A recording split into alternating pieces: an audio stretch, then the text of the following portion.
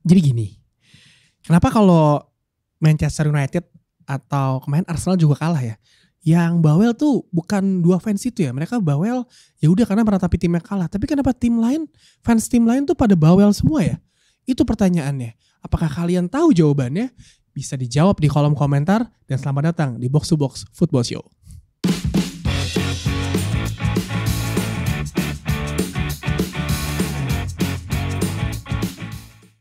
Ada benernya sih pendapat Tio. Bener kan? Bener kan?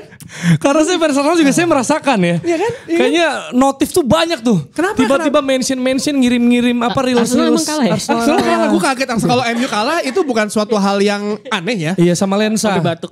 Malang. Biasa kan dipakai. Ngomongnya ya, lensa. longs ya kan. Tapi kan yang menarik tuh sebenarnya ketika kalau MU sama Arsenal kalah terus kalau gue lihat di timeline gitu kan. Ini fans MU bacot mulu soal Arsenal. Terus ada kebalikannya. Ini fans Arsenal bacot mulu soal MU kayak Tio bilang gitu kan. Emang terus ada yang balas lagi emang kelakuan fans Arsenal gitu atau emang kelakuan fans MU gitu kayak seolah-olah menjadi asshole tuh eksklusif untuk satu tim doang gitu. Tapi maksudnya rivalitas MU Arsenal kita semua udah tahu ya. Iya dari ya dulu, kan? dari zaman dulu. Jadi kalau ada fans baru kali ya, mungkin kasih tangan kali. Lo tuh nggak diajak. Lo tuh nggak diajak. Sebelum Jerry mau buka, gue tuh masih bingung ya. Kan kalau Man United tuh kalah dari 2013 hampir mau setahun berarti kan ini. Udah setahun berarti kan kelakuannya gitu terus ya. Kenapa fansnya nambah mulu dah? Kagak mau berkurang apa bagaimana? Kan kalah mulu ya. Populer. City makin banyak tapi kenapa Nggak, masih rame tapi ya? maksudnya kalau misalnya lu bilang nambah, apakah anak-anak sekarang dukung MU? Kayaknya enggak. Enggak, anak yang sekarang udah pasti Kayaknya City. lama. Nambah berisik mungkin. Nambah berisik. Bukan tambah jumlahnya. Tapi ada aja yang kemarin kan gue liat ini kan yang ngefans dari MU dari 2013 salut.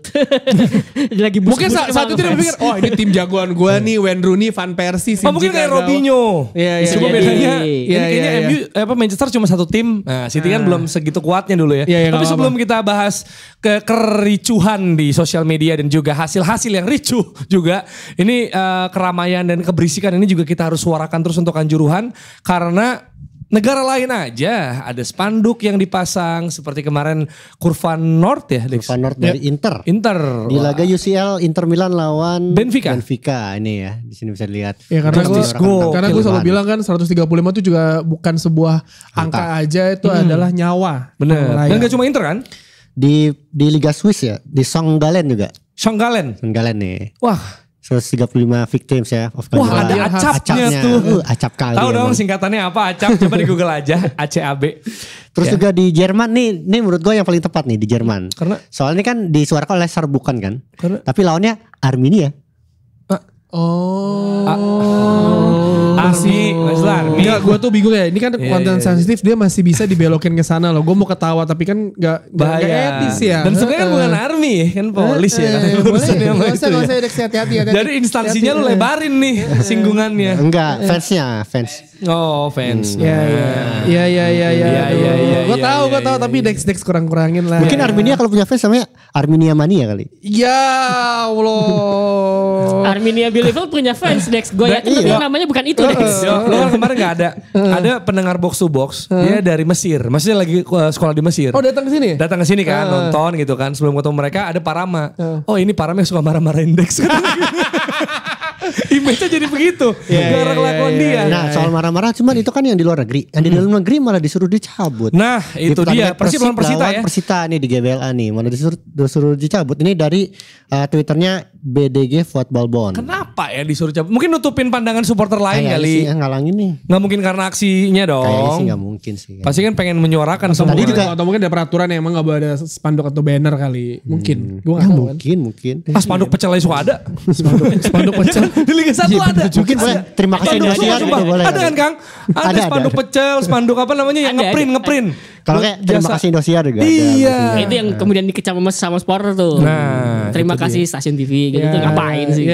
Kembali lagi di Box to Box Football Show bersama saya Tio, ada Jerry, ada Rossi, ada Dex. Jangan lupa subscribe dulu ya karena kita ini tahun ini targetnya kita dapat plakat dari YouTube ya. Oh iya benar. Nanti buat dipajang deh. Di atasnya Lewandowski ntar. Lewandowski ntar gue pajang di sana. Ya plakat hanyalah plakat tapi kalian pendengar yang belum subscribe kalian tetaplah pendengar setia kita respect sama kalian. Nah itu dia. Terima kasih. Jadi jangan lupa subscribe, jangan sampai Zinchenko marah-marah nih. Nah, Nih, lihat nih, atau yang marah-marah. atas tuh baru kartu merah. Ya. Oh iya. Ini teriakin. Gue lihat subscribernya YouTube-nya Box tuh sempat turun tau gak pas kapan? Kenapa? Pas Ramadan gara-gara Waldo terus yang muncul. Nggak, episode kemarin turun nggak? Tuh ada Nggak, Waldo. itu nggak. Nggak ya, Saya jadi aman kayak ya? mohon maaf kemarin Aman ya ya. buat kawan-kawan yang di Surabaya ya pas lagi meet and greet saya pulang duluan gigi saya sakit ya.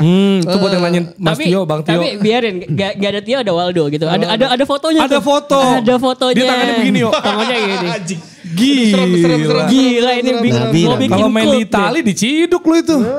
Iya, ini Ada kanan fotonya lagi. begini ke hadapan para umatnya gitu kayak. Gila, semuanya Wah nyimak. gila ini bikin Gue klub deh. waktu itu ingat banget nih agak intermezzo dikit ya dulu pas gue di Trax FM salah satu teman gue kalian pasti kenal lah orangnya gue nggak mungkin menyebutkan. Oke. Dia pasang si anjing tiba-tiba pasang foto Hitler nih poster di meja ini si kampret kan. Si paham banget nih Dateng kayaknya nih nih. ya kan Fatboy Slim lagi mau wawancara sama Molan sama Rio di Kompak Kampus. Set, kaget dong dia sebagai orang Eropa kan. Iya. Hitler menjahat perang dong. Iya, Dia kaget. kok lu bangga banget jadi lu Pajang? pahlawan. Di foto sama dia cak gitu kayak kaget gitu. Terus kayak kita aduh gimana ya tapi ya udah Memalukan. ya. Kayak ya Iya udah iya lah iya. ya. Mungkin bisa Dapat dijelasin kebodohan aja nih. ini yang apa kumis begini Jojon. Bukan Hitler nih, Jojon.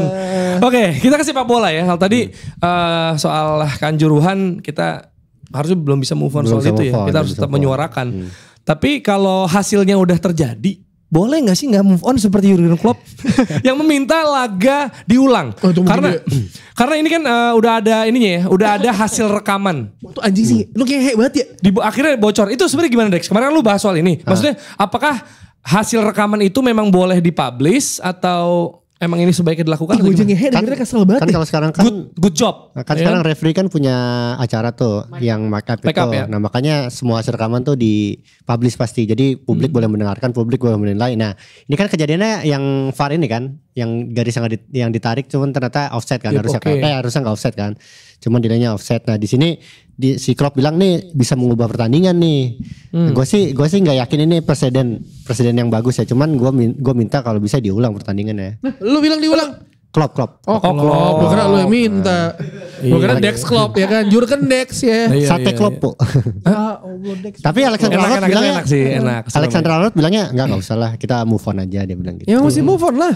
Ya lagi gimana? Kalau misalnya diulang ada banyak kejadian kontroversial yang bisa diulang kalau gitu. Menurut gue gini, jadi Ya kan? yang harus ditarik sebenarnya dari kejadian ini tuh bukan perkara apakah seharusnya pertandingan ini diulang apa enggak gitu, tapi bagaimana klub yang dirugikan itu bisa nge-push PGMOL sebagai komite wasit Untuk wasit. Premier League gitu. Gimana bisa nge-push gitu. Kemarin yang gue baca adalah ketika Liverpool ngeluarin statement gitu ya ke PGMOL buat kita nggak suka nih sama caranya kayak gini gitu ya. Intinya gitu kan statementnya gitu. Yang terjadi adalah banyak fans di luar fans klubnya Liverpool itu kemudian malah mencibir tindakan Liverpool gitu. Padahal menurut gue ini tuh waktunya klub-klub tuh juga buat justru buat nge-push gitu. Itu satu yang gue agak kaget ya. Maksudnya kalau kita ngelihat maksudnya kalau fans klub Eropa di Indonesia mungkin ya saling bersaing, tapi maksud gue di Inggris tuh kan deket banget sama PGMOL. Maksudnya kantor deket lah, bisa lu geruduk gitu segampangnya tuh. Tapi maksudnya ini ya benar kata Rossi, nggak cuma Liverpool doang dirugikan loh. Dari awal musim semua banyak banget yang dirugikan. Iya. Nggak kayak United, Wolverhampton Wanderers, terus Arsenal, siapapun itu semua dirugikan. Maksudnya lu kenapa nggak mau jadi satu aliansi? Lu geruduk deh tuh PGMOL kan.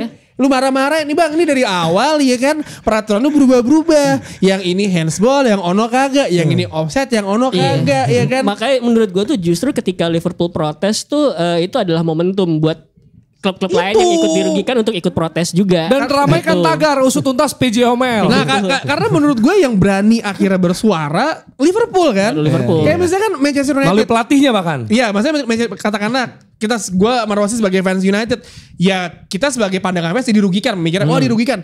Ya United gak berbuat apa-apa. Mungkin kalau United berbuat apa-apa yang ada dicemooh satu dunia.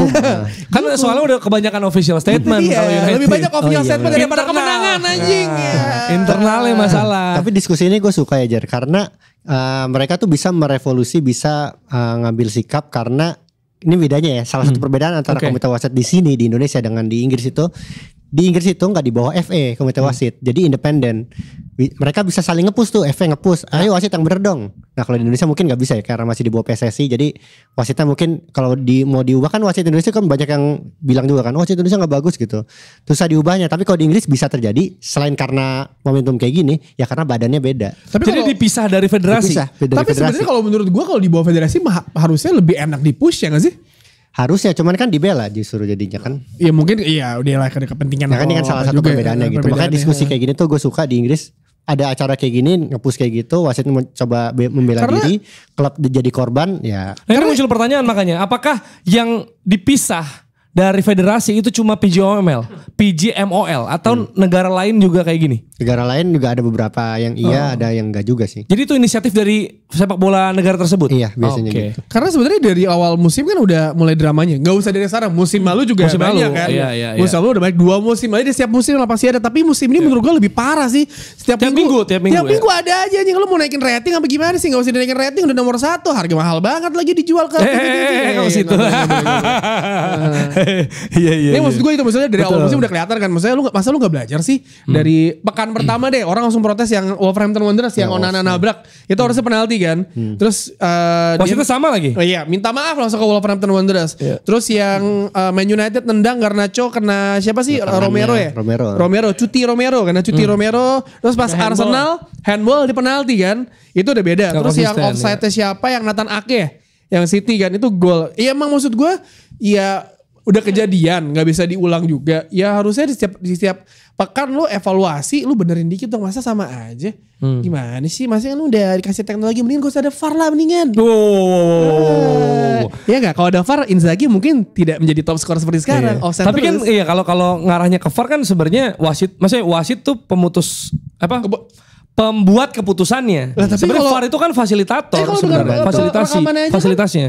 Iya karena wasit udah terlebih dahulu udah play on gitu. Ya ini mah udah gak bisa digantikan. Tapi sebenarnya kalau nggak ada VAR malah makin diserang gak sih? Jadi sebenarnya kayaknya yang dibenerin SDM wasitnya bukan. Nah, kalau menurut gua kalau misalkan di saat ini nggak ada teknologi yang nama VAR ya, itu ya udah orang masih bisa berkilah kesalahan wasit, ya kan? Nah tapi beban wasitnya lebih berat kalau nggak ada VAR. Kan dibayar mahal bang. Digaji. Tapi kalau gue lebih setuju ada fair. Iya, perbaikan teknologi sih menurut gue. Ada perbaikan teknologi karena sebenarnya kan tadi kemarin waktu sebelumnya dibahas kan, ketika VR ada itu akurasi lebih meningkat sebenarnya gitu. Jadi sebenarnya bukan persoalan di VAR-nya menurut gue, tapi persoalan di bagaimana lu menginterpretasikan peraturannya sebenarnya kayak gitu. Karena kalau misalkan interpretasi peraturannya bener gitu ya, ada VAR. Terus kemudian emang harusnya offside gitu kan. Terus kemudian gak dijadiin gol. Bener dong berarti gitu. Jadi gue merasa VAR itu tetap penting karena untuk mencegah gol-gol yang seharusnya gak ada. Tapi gitu pemahaman wasit yang gak konsisten ini nih. Tapi ya gitu. Kita kan sebagai fans nih ya. Misalnya gue tanya sama lu Jer, sama Rossi, Dex gak usah timnya di championship masalahnya ya kan. Menang loh semalam 1-0. Iya gue tahu 1-0. Gak peduli dirugikan apa enggak ya kalau championship ya. Maksudnya zaman sekarang ketika lo nonton bola, ketika tim lu nyetak gol lu happy, terus tiba-tiba kayak di stop up. Bangsat, VAR dulu lagi. Itu kayak menghentikan kepuasan lo kayak Kalau dulu kan kayak gol, wah ada gol aja kan gitu. Kalau gue sih tidak masalah ya. Apalagi misalnya gini, gue bukan nyari pandangannya bukan dari ketika gue mencetak gol, tapi misalkan gue kebobolan. Misalkan gue kebobolan nih, terus kemudian ternyata yang ngegolin ke gawang tim gue itu offside gitu kan. Ya gue puas dong, adil dong berarti gitu kan, bahwa golnya dianulir karena dia offside gitu. Tentu saja yang lawan adalah ya gue dianulir harus ketunda kesenangan gue. Cuman kan itu fair gitu loh jadinya. Lo pernah berpikir gak sih kayak misalkan ada VAR ini jadi ngebuat orang tuh kayak misalkan nih gue gak suka sama lu nih. Nih gue kan misalkan gue wasit VAR nih. Ini gak ada yang tahu nih, ini gue cuma teori gembel gue. Misalnya gue si A nih, misalkan katakanlah MU Arsenal, gak suka sama MU nih gue. Jadi bias menurut lo? Gue rugiin aja lah. Bisa gak kayak gitu? Kalau perkara bias itu gue nggak ngerti ya. Tapi kan harusnya itu sudah menjadi bahan tubir supporter bahkan sebelum ada VAR kan sebenarnya. Maksud gue kalau misalkan lu nggak suka sama lawan lu bisa aja kan mencurangi lu kan. Kayak udah nih nggak offside, nih offside padahal nggak offside ya kan. Oke, kita biarkan tubirnya di kolom komentar ya. Coba ya bagaimana pendapat lu soal itu. Gue bikin orang berantem di kolom komentar. Itu dia. Tapi ada yang lu inget dan berkesan banget Dek soal keputusan yang kontroversial terus bisa Ini diulang. kalau Klopp bilang pertandingannya diulang gitu. Gue mikir pertandingan lain Yang sebelumnya protes juga. banyak. Ya domino Protes effect, banyak. domino effect Yang dong. paling kebayang ya itu golnya Lampard ke gawang Jerman. harusnya. Nah ini kalau diulang nih. Kalau diulang, ini pemain Persib semua. Maradona. Maradona. Nah kalau itu diulang, itu mesti ulang satu turnamen. Ini Dia juga udah nih meninggal satu orang. turnamen diulang. Sama mungkin handballnya Thierry Henry ya ke Nah, Republik ya, Oh Irlandia. iya, itu Irlandia juga. protes. Ya dia jelas sih itu 2010, jelas sih. Sama Dan akhirnya dia juga di 2010 sembarangan kan. Maksudnya Prancisnya ngaco banget tuh. Emang karma Berantem aja. internal. ya. Kalau gue paling ingat adalah ketika Nani kartu merah Liga Champions lawan Real Madrid 2013. Ya itu juga. Van Persie. Van Persie juga Iya, ada kartu merah. ya, Barcelona, Lawan Arsenal. Barcelona. Barcelona. Oh itu yang ini Banyak ya. sih keputusan Chelsea ada. Barcelona. Oh iya. Nah Ya, itu lagi diusut. juga. Kita lihat nih hasilnya. Tapi golnya Lagi Ronaldinho gawat sih itu. Gitu kan. Ya itu dia. Ya dan kalau misalnya pertandingan kan nggak bisa diulang ya. Udah pasti mau dia protes gimana pun. Iya, kalau menurut gue ya momen ya tetaplah momen ya. Maksudnya lu nggak bisa ngulang. Ya udah biarkan seperti itu. Part of the history. Perdebatan menjadi sampai terus-terusan, menjadi bahan orang-orang, engagement di mana-mana. Masih topik juga what if. Iya, what what if. if, Gol gitu-gitu kan. Yang jelas pertandingan gak akan bisa diulang mau begging gimana pun. Tapi yang bisa diulang adalah kekalahan. Anjing gue kira yang bisa diulang hubungan. Ya. Mau ulang gimana Pak Tio? Bicara pelatih lagi apa Iya nih? iya iya. Ini serius ya, ini serius ya. Oke, ini serius. Kan gue kan juga lagi istirahat nih, gara-gara batuk. Gue baru tahu nih Arsenal kalah. Enggak, gue kira pasti menang soalnya kalau MU kalah tuh gue lihat, oh ya udah. Enggak, gua tuh ketika ini ngomongin Arsenal dulu kali ya. Ketika Iya. Arsenal itu Ini gak ngulang ya, karena ini kekalahan kami pertama di musim Iya. ini. Gini Jar. Gua tuh pas itu lagi siaran Salzburg lawan Sociedad, habis itu Napoli Madrid kan. Gue nonton nih, gue cuma lihat tweetannya lu apa Coach Gapsus. Wah, ya Arsenal udah pasti menang lah, ngapain. Enggak tergantung, kalau bilang Arteta out, coach. Iya. Itu bedanya sama gue. Atau Aldi kayaknya juga Aldi gak out ya. Aldi kayaknya masih Kalau Arteta coach kan. terakhir kan kayak dia langsung bilang Arsenal kalah karena blunder pelatih, United kalah karena blunder pemain kan gitu. Iya. Tapi maksud gue Oh pas jadi si coach masih belain pelatih. Mesti blunder pelatih. Ya, gue gak. Nah, coach Arteta out. Ada tahu. Ada tahu tapi Ten Hag in gitu. Iya, bener, Karena bener, coach bener. ngeliat bukan salah Ten Hag mungkin. Iya. Karena Belanda. Gue Itu tanah. agak ini tuh, agak Iya. Kita balik ke Halo, konteks Coach. Ini pertandingan. mau- Gimana kan Arsenal gimana? Iya maksud gue Arsenal. gini. Pas Gapsus nyetak gol, udah pasti menang lah. Longs juga ya kan. Dan musim ini gak sebaik dia musim lalu. Iya, terus habis Iya itu kan? gue ngeliat, gue jujur tidak marah karena gue memperhatikan Napoli Inter, which is kerjaan gue. Napoli Milan, Madrid. Napoli Madrid Madrid, sama MU dong, ya kan. Terus pas gue liat lah Bukayo Saka cedera nih, ya bubar nih tim. Terus kalah, pas gue liat lah kalah 2-1 kan? 2-1 kan, jadinya ya memang sudah saatnya Jer harus kalah Iya. biar kembali ke bumi lagi. Kalau gue biar- kebalik kalau gue nontonnya Arsenal kan jadi di HP sama di TV. Arsenal sama Lens, Arsenal Lens. Satu lagi Napoli Madrid. Karena gue pikir MU kayak menang deh yang ini gitu. Tapi kita Arsenal dulu ya. Iya. Oh ini MU Icardi. Ntar kita bahas. Tapi soal Arsenal dulu karena sepertinya lebih singkat pembahasannya. Gini ya, buat yang merasa bahwa Arsenal sudah bertambah kedalaman skuadnya untuk bisa bersaing sama City, ini adalah bukti ketika ada pemain yang disiksa kerja paksa oleh ayah tiri bernama Arteta untuk main beruntun terus. Berarti emang gak ada kualitas yang setara untuk menggantikan Pemain yang lo dia. maksud Saka maksudnya kan? Iya, maksud Ya, gue enggak dong, Nelson, Vieira gitu. Enggak dong, maksud gue ini kan he's one of the best player yang Arsenal punya sekarang Tapi gitu. capek Enggak, bro. capek tuh. Iya dia Overwork, beruntun 78 game kalau gak salah ya. Iya. Iya, kalau- Bahkan di 2020-2021 dia itu main terbanyak kedua setelah Granit Xhaka. Umur 19 tahun. Iya kan Michael Owen lo liat dari umur 17 tahun Bukan eksploitasi gitu, sama yo. kakinya patah anjing. Anjir. Gimana Saka doang, Saka. Gue kayak, jadi sebenarnya kalau secara fans gue kesel ya, karena kenapa pemain disiksa terus, main terus. Tapi kalau dipikir, benchnya Siapa lagi? siapa? Iya, lu mau kira Benchnya siapa? Jadi kedalamannya kalau lu bilang udah ada Rice, ada Timber, ada Trossard, tidak ada dia mereka semua. Ini maksud gue ya Gitu. misalnya gini, lu kan Saka pemain terbaiknya masa gak lu mainin sih? At Iya, least mungkin di plannya Arteta adalah main menit 55-60 diganti lah, ditarik gitu Ya tapi kan. masalahnya dia jadi starter terus sih Jer. Masalahnya. Kapan dia Iya. terakhir gak jadi starter? Bener, itu Udah dia lama kan banget lah. karena consecutive play-nya tuh banyak banget gitu Pemain kan. terbaik ya kan. Iya. West Brown pemain terbaik United pas lagi juara champion aja main Ya, terus tuh. kayaknya karena mikirnya gitu kan dia juga bilang Arteta bilang gak nyesel memainkan iya, Saka nggak gitu kan nyesel. dan mungkin ya itu pengennya tuh punya early control ya seperti biasa lah. Arteta early control abis itu kayak kemarin lawan Bournemouth Sit back, itu kan 2-0 3-0 bisa diistirahatkan. Mungkin harapannya karena yang butuh juga kepercayaan diri kan pemain kayak Smith Rowe kan berapa kali bikin peluang tuh walaupun belum golin tapi ketika dia main ngasih impact gitu kan. Ya Vieira on off masih gitu. Trossard kemarin cedera, Nelson juga ada peluang kemarin. Jadi mungkin gitu dia juga belum pede kalau gue jadi Arteta juga. Tuh Nelson lagi kalau sama Saka gitu. Belum bisa dibandingkan bro. Ini gue coba menengahi ya. Menurut gue pembahasan soal squad depth, kedalaman squad dengan cederanya Saka itu menurut gue itu dua hal berbeda. Kedalaman squad Arsenal menurut gue udah bagus. Tapi kan pada cedera, berarti itu tidak berlaku lagi dong? Yang cedera kan banyak Jer.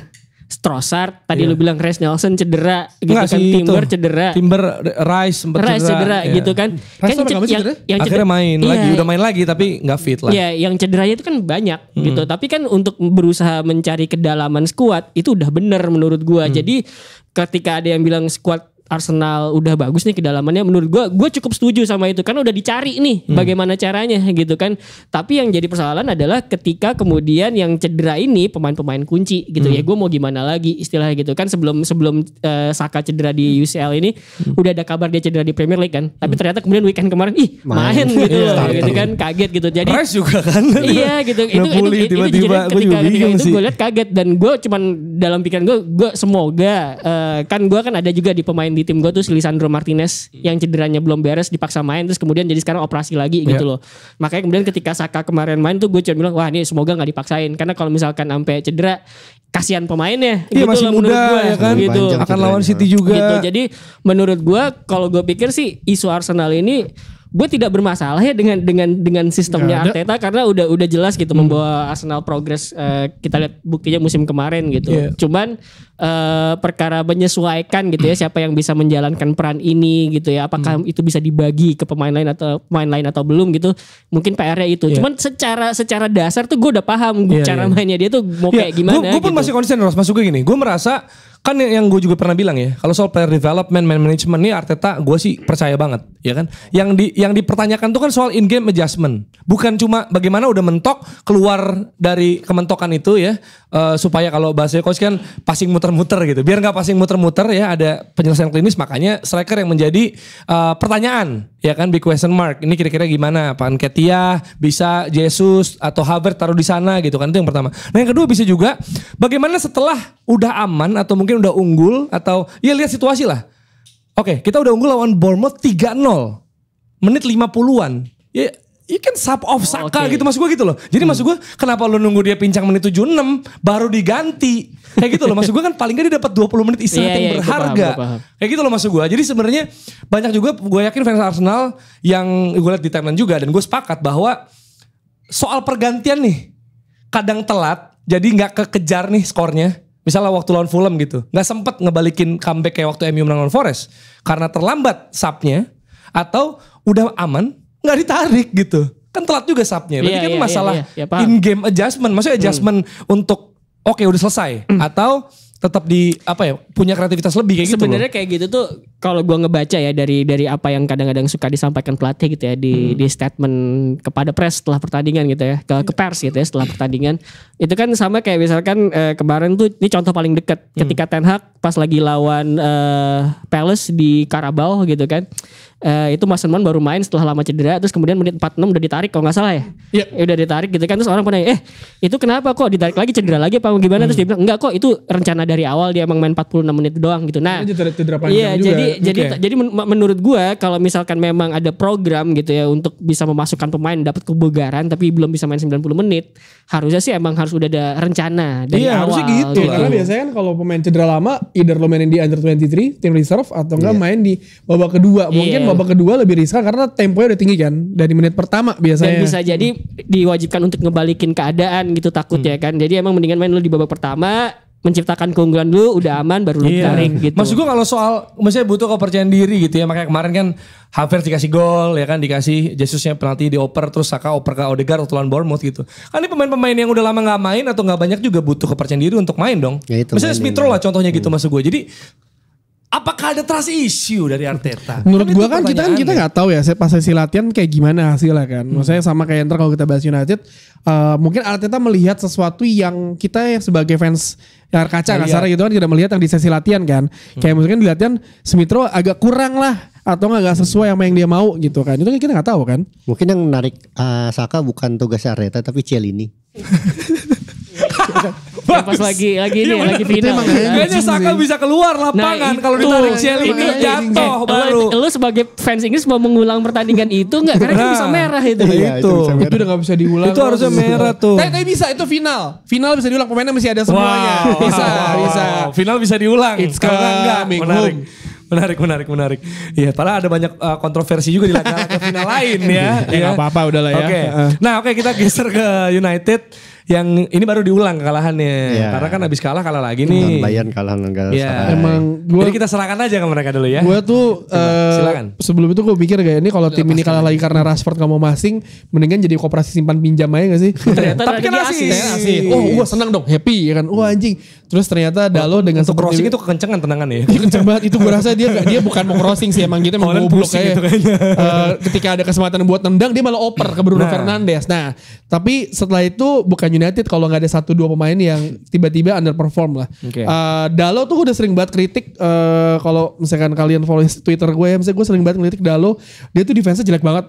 Lu bola kayak gitu masa defense jaga nutup pergerakan pemainnya kayak gitu sih? Iya. Segampang itu kan bola mantul harusnya lu loncat kayak atau stop ball dulu, jangan orangnya jadinya kan gol dengan gampang. Jadi kayak ngeliatnya tuh kayak gue main FIFA EAFC yang baru, nyetak gol susah-susah kebobolannya gampang. Jadi dia nyetak gol, habis itu Højlund nyetak gol kan, keren banget lagi golnya. Iya. Itu beneran gak bisa kekejar lah sama pemain belakang. Iya. Terus ada satu Højlund yang Anulir keren juga, itu nyaris juga hat-trick dia ya. Anulir. Terus kebobolan juga gampang banget. Itu Lindelof sama Varane, Lindelof out of positions, Varane juga kolongin kan. Kalau kita lihat dalam tayangan ulang kan. Terus akhirnya 2-2 sampai akhirnya ketika Onana, gue agak kaget ketika Onana, lo kenapa masih ke situ gitu. Ya. Itu kan maksudnya ada Icardi bang, ada Icardi gitu kan? Icardi di situ. Icardi. Iya, Icardi. Icardi kan di situ ada Icardi intercept. Ya Casemiro pilihannya adalah either lo tackle penalti lo kartu merah atau lo biarin biar gol gitu kan. Ya akhirnya nekel. Bukan itu Dries Mertens yang di situ. Akhirnya Casemiro kartu merah. Oh iya Mertens. Dan sebelum Casemiro kartu merah, gue sangat menikmati gaya bermain MU.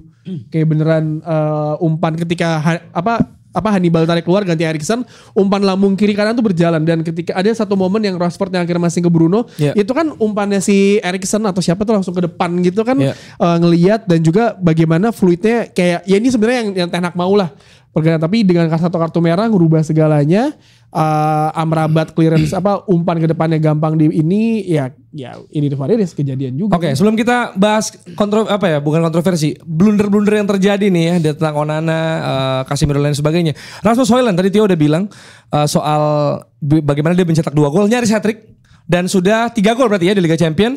Sama Munchen juga cetak gol dan top scorer UCL kalau gak salah. Di atas pemain-pemain lain. Maksud gue United nyetak 6 gol tapi poinnya 0 tuh aneh banget anjing. Nah itu Ini dia. hal positif ya berarti Højlund. Nah ini positif. Nah gue tadi pagi gue baca berita gitu. Ya ini gue gak tahu valid apa enggak, tapi kayaknya sih valid ya. Paul Scholes bilang bahwa dia seneng sama hasil, maksudnya dari hasil kemarin. Bukan soal MU kalahnya, tapi menemukan sosok Rasmus Højlund yang mungkin bisa menjadi solusi karena udah bisa cetak gol juga ya kan, apalagi nextnya kan UCL lawan Copenhagen. Denmark udah paham banget dong sebagai pemain Denmark. Gimana Denmark fanboynya Denmark? Ada kembarannya Højlund di Copenhagen ada 2. Enggak, Oscar itu sama dia punya adiknya kembar. Adiknya kembar 2. Gimana Dex menurut lo sebagai Denmark fanboy? Højlund. Iya maksudnya ini apakah ini sosok yang dinantikan? Kalau di pertandingan Bayern Munchen belum terlalu kelihatan, tapi di pertandingan Galatasaray kelihatan banget mobilitasnya sama keputusan finishingnya juga kelihatan bahwa ini penyerang yang dibutuhkan Ten Hag sih. Ya itu makanya yang Scholes bilang, ini gue belum cross check juga ya. Kalau Scholes bilang kayak gitu gue sih setuju lihat perkembangan Højlund di Man United, padahal ini baru starting dia ketiga ya. Ketiga. Dia sempat ada yang dianulir juga di lawan Arsenal apa lawan apa ya waktu itu? Kemarin dianulir juga kan? Iya kemarin, terus ada lagi sebelumnya yang di Premier League. Oh iya. Lawan Bayern Munchen juga dianulir. Oh Munchen ya itu ya? Oh, emang Pokoknya iya? ada yang dianulir deh satu Ya, lagi. di Premier League ada yang Di Premier League saya inget gue. Jadi nih ya yang diharapkan gitu ya. Iya. Karena Iya, akhirnya betul. United punya nomor 9 mungkin Højlund mesti kayak nyetak kayak gini dulu biar si pemainnya tuh percaya untuk Bisa memberikan umpan kepada dirinya. Karena Rashford kan kayak ya elah bang, Gocek terus ya. gua Dijaga kayak jangan-jangan dua pemain. yang dibilang oleh Ole Gunnar Solskjaer pemain yang merasa dia jago tapi biasa aja tuh lah Marcus Iya, dia nggak Rashford. nyebut namanya Iya soalnya. Entah siapa itu. Ini Tio ngelempar bola panas nih. Nggak ada yang tahu, kan? Keributan terjadi nih. Ayo pilih di kolom mana? komentar. Bener, tadi Jero udah bilang De Gea udah gak ada, Maguire di bench Ini kayak dulu. main werewolf Iya ya. kan, ya kayak Ya, main kalau kata werewolf. Afif Kalau- Safi, kalau udah kata nggak ada. Ronaldo udah gak ada, Iya. Alex Telles, Fred udah gak ada semuanya. Jadi siapa werewolfnya? Nah lu, Yang membunuh warga. Nah lu lihat Sipil. Crystal Palace lawan United Piala Liga fluid mainnya, Nah, iya kan ya? coba. Enggak, yang ada siapa tuh? Apa? Yang nggak ada siapa? Marcus Rashford, Nah, itu Bruno dia. Fernandes. Nah lo, Ros, gimana mikir Ros? lah lu sendiri, mikir lo. Ini kan cocoklogi Anabel kalau kata Tio Anabel, analisis Gembel. Ini ngomongin siapa? Lu menanyakan apa ke gue? Oh iya, ya Highland, boleh lu mengomentari soal Oh, Rashford. Oke. Ini Højlund dulu ya. Oke. Kalau yang gue suka dari Højlund tuh sebenarnya dia sharp, tajam gitu ya. Dalam artian Yeah. diam enggak, tolong diam. Enggak, gua Oke. Tolong diem, bagus banget lagi buat stiker WhatsApp. Gua coba Tolong diam, coba Dex. pengen bilang yang ini tolong nanti kalau dibikin potongan jangan salah translate lagi ya El Tipo.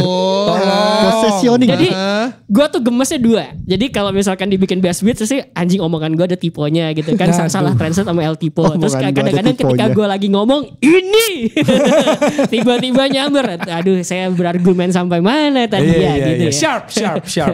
Diam. Iya. Jadi gue ngeliatnya dia kan sharp gitu ya, Iya. tajam. Punya technicality yang bagus. Tadi kita udah ngebahas soal gol pertama sama gol keduanya dia ketika offline. Ya. Yang gol pertama itu gue ngebahas sama Waldo kalau nggak salah. Jadi gue ngelihat ketika dia menyundul bola itu posisinya dia nggak ideal karena Sulit banget itu. karena anjing, boleh badannya dia kencang. agak bolanya Maju. kencang, badannya dia agak ke belakang.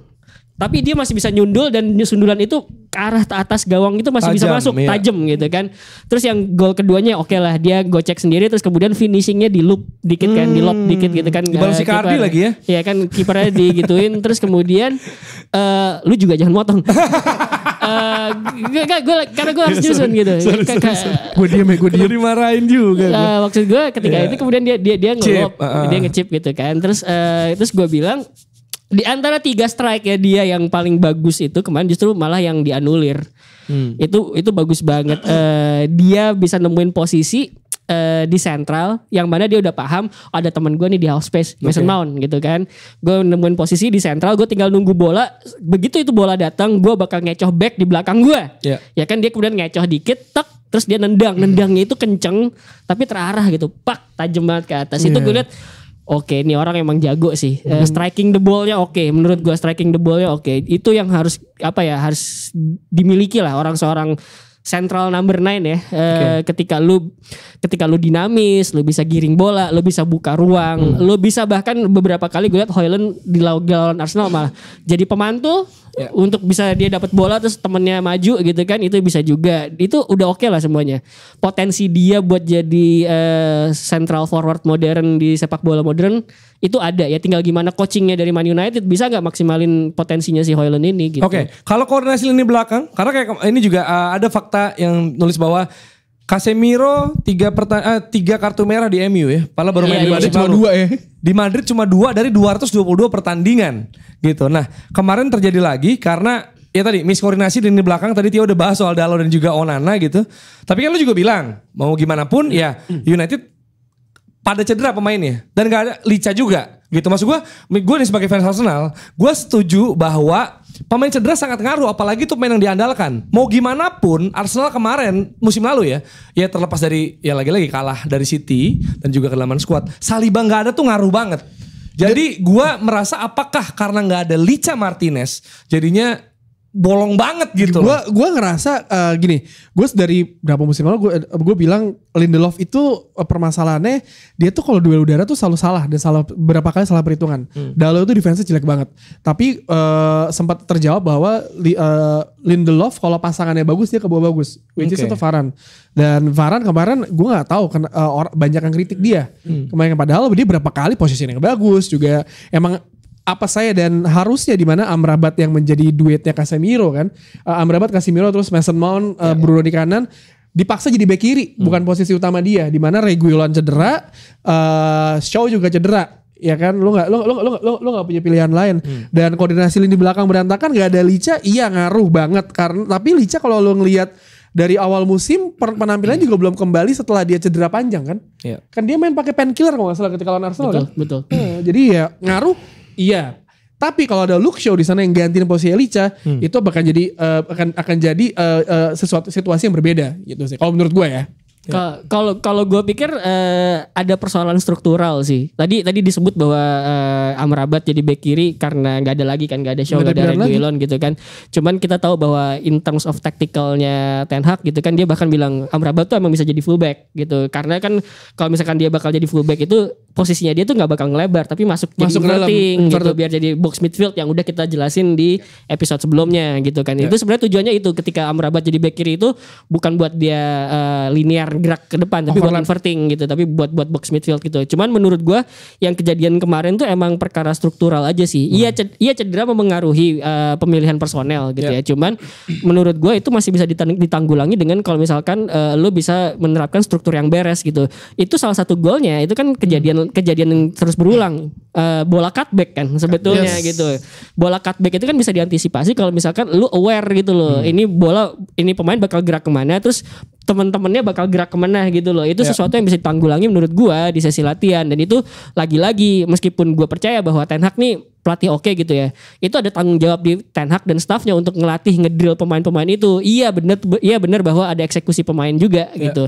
Contoh ya Onana kemudian blunder itu kan menurut gue eksekusi pemain gitu kan. Cuman balik lagi lu kan masih bisa ngedrill pemain gitu loh, instill beliefs ke pemain supaya mereka tuh nggak berulang kali bikin kesalahan. Itu kan hal-hal yang harus diomongin di sesi latihan gitu. Jadi cedera pemain tuh pasti akan kejadian kok gitu. Tapi cara ngelatih struktur siapapun yang main itu bisa dilatih gitu. Ya, dan hasil lain Inter mengalahkan Benfica 1-0 sejak 20 Agustus, 9 pertandingan 6 clean sheet, walaupun lawannya sih Monza, Cagliari, Fiorentina, Empoli, Salernitana, Benfica. Di Liga Champions juga clean sheet lagi. Iya makanya itu terakhir kali termasuk clean sheet Benfica. lama kan kipernya Onana. Jangan-jangan mereka clean sheet karena gak ada Onana. Tapi kan sebelumnya si Inter tuh imbang lawan si ini kan Sociedad kan satu sama. Kalahnya sama Sassuolo. Mereka tuh bisa kalahnya sama Sassuolo ya. Gua aneh banget punya Kryptonite. Sedangkan rival sekotanya AC Milan 0-0 lagi lawan Dortmund. Soal sebelumnya 0-0 lawan Newcastle. Kayaknya mereka gak mulai pertandingan ya. Ini nggak mulai kick off gitu. Langsung. Terus ada juga hasil Madrid Napoli 2-3. Wah, setelah Waldo bilang PD Valverde Langsung. Tapi kan langsung cetak gol. Tapi itu kan kalau ini kan itu jadi bunuh dirinya Alex Meret, bukan Valverde. Udah deh. Mantul. Mantul. Iya. Tapi Jude Bellingham masih golin lagi ya. Iya, tapi Jude gawat sih, dia reading the game-nya bagus banget, dia intercept. Gak usah ketawa. Santai. Karena dia main Inggris doang gue puji. Santai. Ya maksudnya dia tapi di game bagus, langsung oper ke Vini. Tapi yang masih dikreditin, yang kita kreditin adalah finishingnya Vini tuh gawat sih. Sempit lah posisinya. Thierry Henry. Ya apa? Hei, kamu gak diajak, baca dulu yang banyak, baca yang banyak dulu. Gol kayak gitu Maradona. Baca yang banyak, baca. Baca Bobo, tempat bermain dan belajar. Iya, jadi lu baca apaan sih kalau di sini? Iya, jadi Madrid menang ya, selamat ya. 3-2 lawan Napoli. Selamat ya guys. Iya kan, Jude Bellingham golin lagi. Dan ada interview nih kan, bagus banget untuk 28 tahun gitu. Terus kata Jude Bellingham, I'm 20. 20 tahun. 28. Terus Barcelona ugly win ya. Gavi kartu merah menit 93. Sergio Roberto minim passing, minim nyentuh bola. Sekali nyentuh bola hampir blunder. Dan yang menarik nih dari Barcelona kalau lu gak nonton, ini gue juga akhirnya tahu beritanya bahwa Lamine Yamal itu izin ke toilet, izin ke toilet menit 71. Menit 80 belum balik. Katanya sakit. Akhirnya diganti sama Alonso. Nah itu pertanyaannya. Itu pertanyaannya. Takutnya dikunciin ya sama Sergio Roberto. Dia mungkin melilitnya parah kali Bang. Parah. Itu ada diaturan gak sih kalau misalkan pemain mengalami hal-hal kayak gitu di tengah pertandingan? Jadi mungkin Xavi nyariin kurs 10 menit. Harusnya dia kayak Gary Lineker. Itu kan kayak penanganan tidur aja ya udah di luar lapangan aja gitu. Di lapangan lo main 10 pemain. Harusnya dia kayak Gary Lineker lah. Berak di lapangan. Lapangan ya. Itu kan hujan yo. Goblok banget ya. Kalau gak hujan kelihatan dong. Terus akhirnya ngaku lagi anjing. anjing bau banget ih. Aduh, Kan Eric Dyer pernah ya yang sampai dicariin Ganteng. Mourinho kan. Iya. Iya. Dan juga ini ya ada hasil juga Celtic Lazio menang 2-1. Yang cetak gol menit 95 adalah Pedro.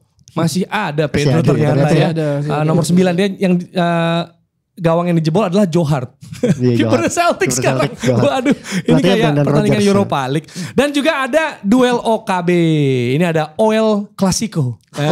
Oil Clasico. PSG lawan Newcastle.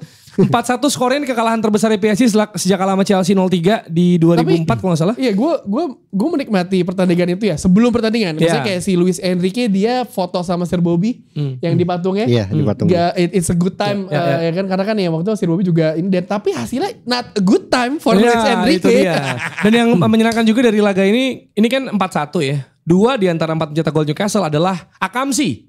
Dan Burn dari Blyth sama dulu. Longstaff ya. Gue sebenarnya pengen Longstaff nih, cuma nggak ada name set. Ya, tapi kan si Isak kan gol pertama gara-gara dia.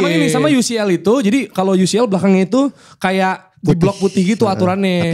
Jadi nggak boleh gitu. Nah, mereka nggak punya jersey di St. James's Park, nggak punya jersey putih. Oh, ini langsung dari St. James Park. Ini langsung maksudnya. Jangan lupa James's. Bukan St. James ya. Ini apa namanya, bajunya Newcastle, terus ini Castore yang lagi dikritik nih Manchester ya.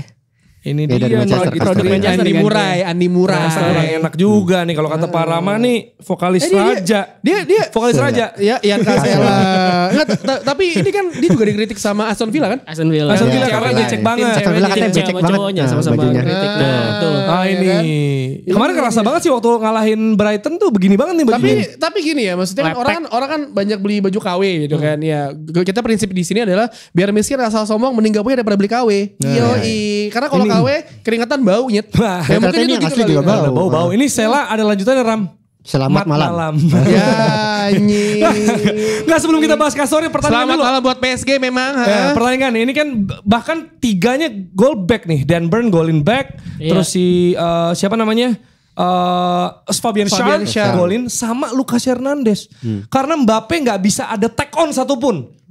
Ya, Ada Nggak pernah melewatin Dembele. Nggak pernah ngelewatin back Ini lawan. pertandingan ini bercerminan bahwa lo mengontrol pertandingan gak selalu berarti lo possession ya. Ini kalau di Apa Dex? possession Penguasaan bola ya, Dex. penguasaan bola Penguasaan. belum tentu lo menguasai pertandingan. Nulis apaan? Position. Enggak, Positioning. Possessioning. Di pertandingan Ini itu position. PSG itu 72% penguasaan bola, tapi mereka cuma bisa 2 shoot on target, XG-nya juga 0, jadi ya gue sih melihat di sini Luis Enrique kalau bahasa coach lagi ya ngoper muter-muter. Ini juga yang dia tunjukkan waktu di Spanyol kalau nggak salah. Gue ngelihat potensi yang ada Kak di squad yang ada di PSG sekarang dibanding Spanyol dia dulu ya. Ini tuh lebih gede dengan Mbappe terutama. Mbappe yang digadang-gadang jadi pemain terbaik dunia.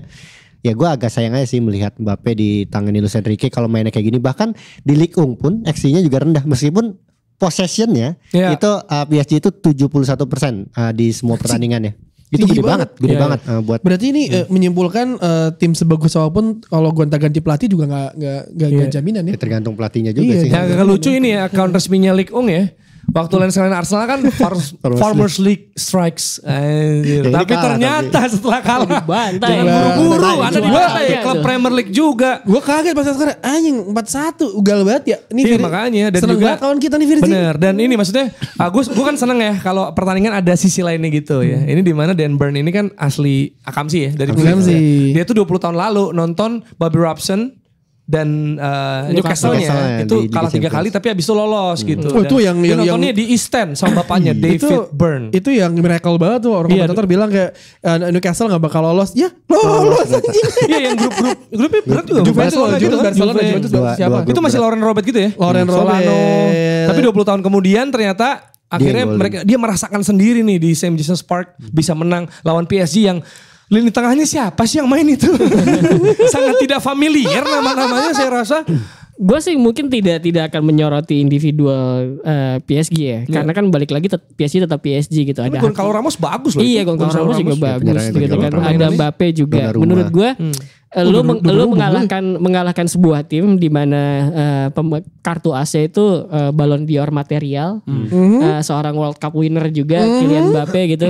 Lu ngasih unjuk bahwa sebenarnya kayak tadi dibilang Dex deh.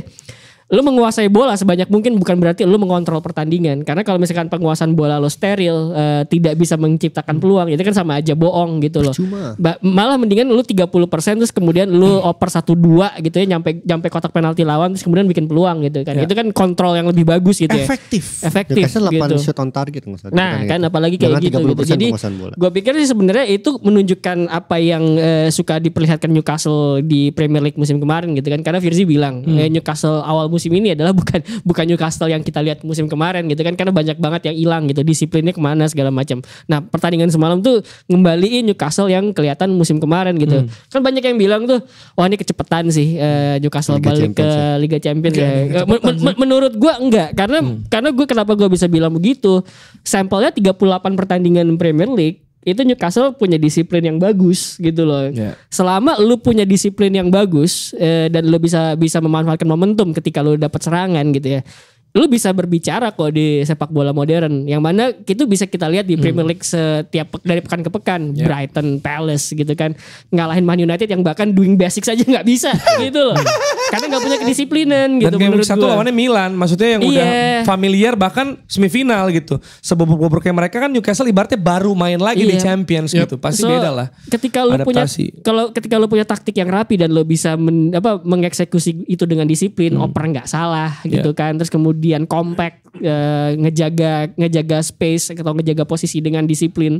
Itu lu bisa menurut gua buat thriving di sepak bola modern gitu. Iya. Tapi terkait soal jersinya Dex, Castorenya bikin pembelaan katanya. Ya Castornya membela diri, dia bilang ya sebenarnya ini kualitasnya udah bagus, dia bilang gitu. Cuma ada beberapa yang emang keringatnya lebih. Cacat sih, apa ya kayak ya kan produk buat pemain atau buat retail kan beda. Ini nggak dipakai main bola nih. Ini bukan player issue atau replika. Ini dia nih. Ini yang diproduksi yang mereka ya. Sekarang di musim ini tuh yang make tuh ternyata banyak Castore, dan yang udah melayangkan protes untuk mutus kontrak itu Newcastle, Aston Villa sama Norwich masalah. Kalau Newcastle itu sama Bayern juga Leverkusen. Kalau Newcastle emang gak gara tawar Adidas kan? Kalau Newcastle emang kan ditawar Adidas tuh buat musim depan kan. Nah, Newcastle bilang udah putus sekarang aja kalau bisa. Wah, udah punya bargaining power dia kan. Soal buat dam-dam karena kan gue selalu bilang pergantian pemilik bisa membawa keberkahan bagi timnya, kecuali Chelsea sama Todd Boehly ya. Atau kebusukan juga. Itu dia kalau Todd Boehly sebagai fans Chelsea saya merasakan apa ya kalian ya Todd Boehly ya begitulah ya, enggak usah dibahas, tapi ya Newcastle salah satu yang benar ketika dia diakuisisi sama Saudi, lo nggak langsung beli jor-joran beli pemain, beli pemain yang dibutuhkan. Eddie Howe, Trippier. Iya. Ya tapi speaking of bargaining power nih, udah ditunjuk juga tuan rumah Piala Dunia 2030. Tapi karena 100 tahun FIFA, 100 tahun Piala Dunia, sorry. Jadi ada improvement. Ini agak mencar nih mainnya nih. Bukan cuma Euro yang mencar, tapi juga mencar. 3 laga pertama ada di Uruguay, Argentina, Paraguay. Ini petanya nih ada nih. Ada petanya. Mana petanya? Dan selanjutnya akan diteruskan di Spanyol, Portugal, Maroko. Ini pertanda apa ini? Jul ada di sebelah Piala Dunia. Tapi 2030 yuk. Ya gak apa-apa, udah matang. Udah matang. 2030 berarti dia umur 27-an ya. Usia emas ya, golden age ya. Oke. Jadi Bukayo Saka. Finalnya di Bernabeu ya? Enggak, rencananya belum tahu. Wah, Waldo mana senyum aja? Pokoknya udah modern. Kenapa enggak di Camp Nou aja? Enggak tahu, Camp Nou juga modern ya. Camp Nou kan bagus banget tuh kalau full house. Berarti 2026 ke 2030 tuh ini ya timnya apa negaranya beda-beda. Karena mungkin kendalanya adalah dibandingin kalau kemarin Qatar ya single host ya. Kalau Qatar kan kasarnya lu kecil ya. Lu sehari lebih bisa gampang. Gue sehari bisa ke 2 stadion yang berbeda, 2 pertandingan berbeda gitu pas group stage. Bahkan ada YouTuber yang bisa dia tuh bikin challenge mau datangin semua pertandingan. Jadi dia datang ke 4 stadion itu bisa. Tapi kalau kayak gini kan emang mungkin gak semua negara sekarang siap untuk menjadi host. Lihat Brazil 2014. Banyak stadion-stadion terbengkalai kan habis Piala Dunia hancur. Apalagi contohnya paling gampang Olimpiade deh. Yunani terus Brazil itu kan gak semuanya planningnya sebagus 2012 Inggris. Karena ketika selesai Olimpiade kan ada banyak tempat yang akhirnya di reuse. Kayak West Ham stadionnya bekas stadion Olimpiade kan. Gitu jadi mungkin ya banyak yang kosnya juga gede. Terus juga pemasukannya juga. Ya dan bagi-bagi hasil. Tapi kalau 6 ini yang lolos berapa banyak sih Dex? 42 berarti. Enggak, maksudnya tim yang host ini lolos semua 6 nya? Iya 6 lolos kan. Iya, jatah Piala Dunia kan diperebut lebih 48 negara. Berarti tinggal 42 lagi. 48, wow, ini panjang ini buat Indonesia. Sebulan lebih bang. Iya. Yang jelas ini pertama kalinya di 3 benua berbeda. Karena Maroko masuk Afrika ya. CAF, UEFA. Eropa, Afrika sama Amerika Selatan. Dan ini sebuah kabar baik untuk Maroko karena mereka sudah gagal beat 5 kali. Mereka tuh gagal beat tahun 1994, 98, 2006, 2010, 2026. Ini FIFA World, gak pakai L ya? World gimana sih? FIFA World. Ini waktu pas Ini Waldo yang bikin kan? Kayaknya Ini Waldo ya? Jadi Maroko tuh menarik ya. Tadi kalau kata Tio bilang perencanaan tuh susah, nah Maroko tuh udah berencana. Jadi biasanya kan tuan rumah yang berhasil tuh kalau mereka berhasil merencanakan dari awal sampai terakhir tuh ya Piala Dunia itu sebagai toolnya buat kemajuan negaranya atau Repelita kemajuan ya? kotanya. Repelita. Nah, Maroko tuh udah 5 mencanangkan. Gue pengen negara ini maju, caranya gimana? Dengan Piala Dunia. Piala Dunia mereka spesifik bilang ya dengan jadi tuan rumah Piala Dunia bisa bikin negara ini maju. Karena kan karena kayak Qatar aja kemarin akhirnya ngebangun MRT semuanya. Sebelumnya tuh gue ketika ngobrol sama supir taksi Uber gitu dia bilang kagak di sini dulu kagak ada perempatan, semuanya bunderan semua. Kayak lu jadi gitu udah gitu jalanan gede kosong nih baru dibangun gitu. Iya. Jadi tapi tetap aja apapun komentar kita kan nggak akan mengubah format akan 48 kan? Enggak. Maksudnya ya kalau kita juga bilang kita protes kebanyakan percuma. Ya tapi itu kesempatan buat Indonesia untuk lolos ya. Kalau misalkan 2026 gak lolos bisa ada kesempatan lagi, bisa dicoba lagi ya Makin kan? besar peluangnya. Makin besar peluangnya. Kalau enggak kita bisa ngambil jalur tuan rumah. Iya. Tuan rumah tuh 2034 soalnya kan ini kan 2026 kan udah di CONCACAF, 2030 CONMEBOL, CAF, UEFA. Makanya FIFA bilang 2034 itu di AFC atau AFC. Enggak cocok gak sih 2000 berapa 34 itu ASEAN lagi kayak Piala Asia zaman dulu. Indonesia, Malaysia, Thailand, Singapura. Jadi negara kita punya 10 tahun untuk menyiapkan diri untuk bersaing dengan Arab Saudi. Nah ini sama Arab Saudi yang pastinya mungkin pemainnya udah semakin banyak. Oh enggak, tapi FIFA lagi nyiapin Arab Saudi. Nah, tapi Arab Saudi itu emang mereka lagi persiapan karena ini mau bidding Piala Asia juga. Aduh. Ya kan? Kan Piala Dunia antar klub tahun ini di Arab Saudi kan. Habis itu Piala Asia itu mereka mau bidding juga untuk jadi tuan rumah. Dari situ mereka langsung ke Piala Dunia. Karena mereka ingin sportainment itu hitungannya kan. Jadi enggak ya kita tahu sebagai kita negara mayoritas muslim, Arab Saudi adalah kiblat dari umat muslim kan. Naik haji, tapi ternyata di Arab Saudi sana kalau pas gua di Qatar itu mereka promosiin daerah lain loh. Ya ada party cuy. Gue bingung dah. Kayak gue gak tahu daerah mana gitu. Pokoknya jauh lah pokoknya di daerah utara atau mana gitu. Jadi dia pas gue di Doha visit Saudi the warmest winter in the world gitu. Kan.